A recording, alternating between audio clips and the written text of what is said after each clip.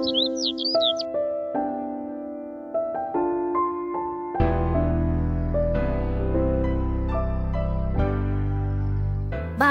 বাবা, কি হয়েছে তোমার? তুমি কথা বলছো না কেন? তোমার কি খুব কষ্ট হচ্ছে বাবা? ওমা, তাড়াতাড়ি এসো, দেখবে এসো। বাবা কেমন যেন একটা করছে। ছুটে এসো মা, ছুটে এসো। কি হয়েছে রে? এভাবে ডাকছিস কেন? কি হয়েছে? হ্যাঁ গো, হ্যাঁ গো, তুমি এরকম করছো কেন? কি হয়েছে? কথা বলছো না কেন তুমি? হ্যাঁ গো, শুনতে পাচ্ছ? কি হয়েছে তোমার? কিছু বলবে? জল জল, হ্যাঁ হ্যাঁ, আমি এক্ষুনি আনছি, একটু দাঁড়াও, একটু দাঁড়াও। এই না, জল জল জল। এ কি, তুমি চোখ বন্ধ করে দিলে কেন? এ কি শুনছো? ওগো শুনছো? কি হয়েছে তোমার? শুনতে পাচ্ছ? মা, কি হয়েছে বাবা? বাবা কথা বলছে না কেন? বাবা কি আর কখনো কথা বলবে না মা?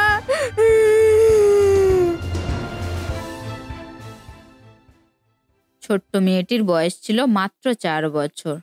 সে ঠিকমতো বুঝেই উঠতে পারল না যে তার বাবাকে সে চিরতরে হারিয়ে ফেলেছে। শ্যামলবাবু বেশ কয়েকদিন ধরেই শয্যাশায়ী ছিলেন। স্ত্রী বিমলা অনেক চেষ্টা করেও শেষ রক্ষা করতে পারল না তার স্বামীকে। চিকিৎসার জন্য যেটুকু জায়গা জমি ছিল সর্বস্ব বিক্রি করে এখন তারা শূন্য।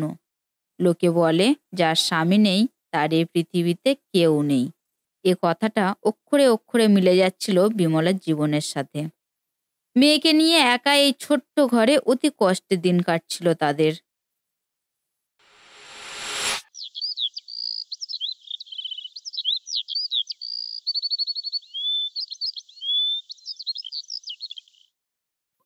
মা, তুমি খাবে না?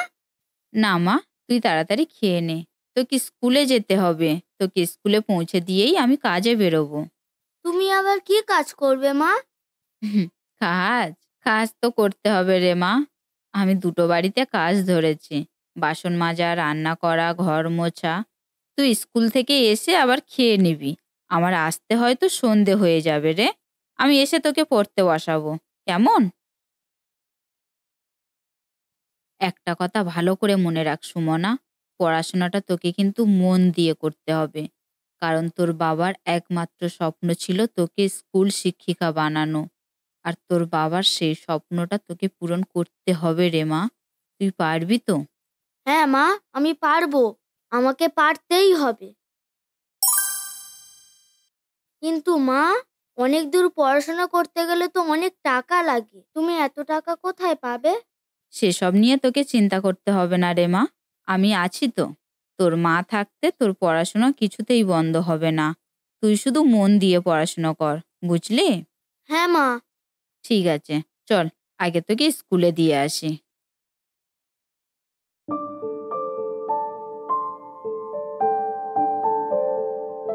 কি রে বিমলা, মেয়েকে আবার স্কুলে পাঠাচ্ছিস নাকি? হ্যাঁ জেঠিমা, এই এবছরই স্কুলে ভর্তি করে দিলাম। 5 বছর হয়ে গেছে তো, আর বেশি দেরি করাটা ঠিক হবে না।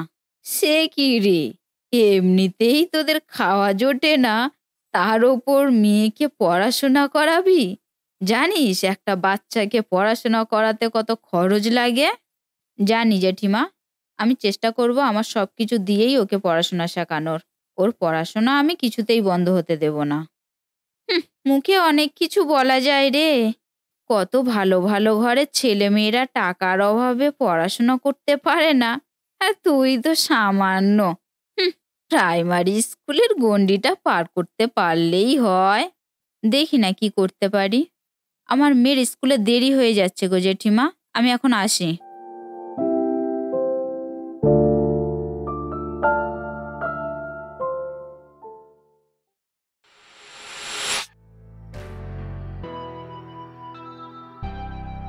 বিমলা, বাড়ি আছিস নাকি? হ্যাঁ মোড়ল মশাই, বলুন, কিছু বলবেন? হ্যাঁ, বলতে তো চাই অনেক কিছু, কিন্তু তুই শুনছিস কোথায়? হেয়ালি না করে কি বলতে এসেছেন সেটাই বলুন। আহা, চটে যাচ্ছিস কেন? বলছি, একা মেয়ে মানুষ, থাকিস তো এই একটা কুঁড়ে ঘরে, তার উপর এই মেয়েকে পড়াশুনো শেখানো পড়াশুনোর খরচ তো অনেক আছে, তাই ভাবছি আমি যদি তোদের কিছু সাহায্য করতে পারি। বিনিময়ে শুধু আমাকে একটু সময় দিলেই হবে। মোড়ল মশাই, এক্ষুনি বেরিয়ে যান এ বাড়ি থেকে, আর কখনো যেন এ বাড়ির চৌকাঠ পেরোতে না দেখি। বেরিয়ে যান বলছি। কাজটা কিন্তু তুই ঠিক করলি না বিমলা। যার পেটে ভাত জোটে না তার এত দেমাগ কিসের? দেখে নেবো এ দেমাগ কতদিন থাকে। যখন পেটে খিদে জ্বালা ধরবে না, তখন তোর এই সততা ওই জানলা দিয়ে ফড়িত করে বেরিয়ে যাবে। আপনি ভুল ভাবছেন মোড়ল মশাই। আমরা গরিব হতে পারি, কিন্তু অসৎ নই। দরকার হলে খিদের জ্বালায় মরে যাব, কিন্তু তোদের মতো জানোয়ারের হাতে নিজেকে কখনো বিক্রি করে দেব না। বেরিয়ে যান বলছি। হুম।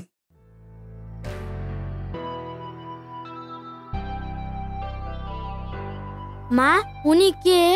উনি কি বলছিল তোমাকে? কিচ্ছু না মা, ওসব কথা তোকে শুনতে হবে না। তুই শুধু একটা কথা সব সময় মনে রাখবি, জীবনে বড় হতে গেলে অনেক ঝড়ঝাপটা আসবে, কিন্তু সব কিছুকে উপেক্ষা করেই আমাদের এগোতে হবে সামনের দিকে। পাড়া প্রতিবেশী আত্মীয় স্বজন কখনো কখনো তোমাকে ভেঙে মুচড়ে দিতে চাইবে, কিন্তু তোমাকে হাল ছাড়লে হবে না। তোমাকে তোমার লক্ষ্যে পৌঁছতে হবে। এভাবেই চলছিল তাদের জীবন। আস্তে আস্তে মেয়ে বড় হতে লাগলো, সাথে সাথে মেয়ের পড়াশোনা খরচও বাড়তে লাগলো। বিমলা এখন কাজ বাড়িয়ে দিয়েছে, 2 বাড়ি থেকে 3 বাড়ি করেছে। সারাদিন খাওয়া বসা তো দূরেই যাক, ঘুমানোরও সময় পায় না সে। তবুও সে কোনোদিন নিজের কথা ভাবে না। তার একটাই মাত্র লক্ষ্য, মেয়েকে উচ্চ শিক্ষিত করে স্কুল টিচার বানানো। মেয়ে সুমনাও একইভাবে পরিশ্রম করে চলেছে বাবা মায়ের স্বপ্ন পূরণ করার জন্য। সে সারা দিন রাত করে পড়াশোনা করে, কিন্তু হঠাৎই ঘটে গেল একটা বড় দুর্ঘটনা। সেদিন সুমনা কলেজ থেকেই ফিরছিল, হঠাৎ একটা গাড়ি এসে তাকে জোরে ধাক্কা দিয়ে বেরিয়ে গেল। সুমনা ছিটকে পড়ল রাস্তার এক ধারে। সাথে সাথে অন্য একটা গাড়ি এসে তার 2 পায়ের ওপর দিয়ে চালিয়ে চলে গেল। সুমনার পায়ের হাড়গুলো ভেঙে খণ্ড খণ্ড হয়ে যায়। নিমেষের মধ্যেই শেষ হয়ে যায় একটা পরিবারের স্বপ্ন। সুমনা এবং তার মায়ের মাথার উপর যেন আকাশ ভেঙে পড়ল। তাদের শেষ সম্বল তার বাবার বাড়িটুকুও বন্ধক দিয়ে সুমনার পায়ের চিকিৎসা করা হলো, কিন্তু তাতেও কোনো লাভ হলো না। ডাক্তার শেষমেশ জানিয়ে দিল সুমনা আর কোনোদিনও হাঁটতে পারবে না। এ কথা শুনে মায়ের মন ভেঙে চুরমার হয়ে গেল। চোখে নেমে এলো অন্ধকার। বেঁচে থাকার ইচ্ছাটাই যেন সে হারিয়ে ফেলছিল। কিন্তু সুমনা কিছুতেই হার মানতে রাজি নয়। সে তার মাকে সাহস দিয়ে বলে, মা, তুমি কেন এভাবে ভেঙে পড়ছো? আমার তো কিচ্ছু হয়নি, শুধু 2টো পা গিয়েছে। আর পা গিয়েছে মানে তো এই নয় যে আমার সব স্বপ্ন শেষ হয়ে গেছে। আমি এখনো পড়াশোনা করব মা। তাহা কি করে হয় রে মা?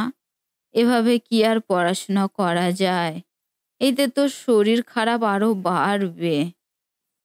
কিচ্ছু হবে না মা, হাঁটতে তো তুমি শেখাওনি আমাকে। ছোটবেলা থেকে কিভাবে ঝড় ঝাপটা বিপর্যয় পারিপার্শ্বিক চর্চাকে পিছনে ফেলে সামনের দিকে এগোতে হয়, সেটা আমি তোমার কাছ থেকে শিখেছি। থেমে যাওয়া মানে হেরে যাওয়া। আমি কিছুতেই হার মানতে পারবো না মা।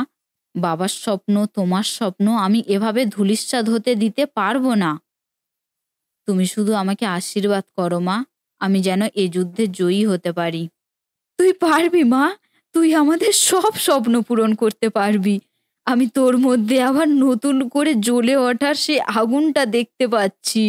তুই পারবি মা, তুই পারবি আবার নতুন করে বাঁচতে। আমাদের আশীর্বাদ সব সময় তোর সাথে সাথে থাকবে রে মা, সব সময় থাকবে তোর সাথে। এভাবে সুমনা আবার উঠে দাঁড়ালো। নতুনভাবে বাঁচার তাগিদায় ছুটে চলল সে।